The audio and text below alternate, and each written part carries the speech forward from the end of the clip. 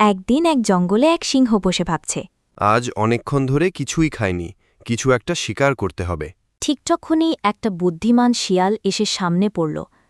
Lion বলল। শিয়াল মশাই, আজ তুমি আমার দুপুরের খাবার। শিয়াল ভয়ে কাঁপতে কাঁপতে বলল, মহারাজ, আমি খুবই ছোট। আপনি যদি চান আমি আপনাকে আরও বড় শিকার দেখতে পারি। সিংহের চোখে লোভের ঝিলিক। শিয়াল চোখ বড় বড় করে বলল, এই জঙ্গলের ভেতরে একটা মোটা গাধা ঘুমাচ্ছে, খুবই মোটা, তেলতেলে, পুরো সিংহের জন্যে একেবারে ফিট। আমি আপনাকে দেখিয়ে দিতে পারি।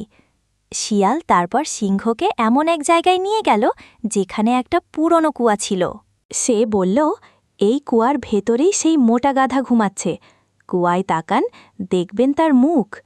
সিংহ কুয়ায় তাকাতেই নিজের প্রতিবিম্ব দেখে ভাবল, ওই যে মোটা গাধা, দেখে মনে হচ্ছে আমাকেই দেখে ভয় পাচ্ছে।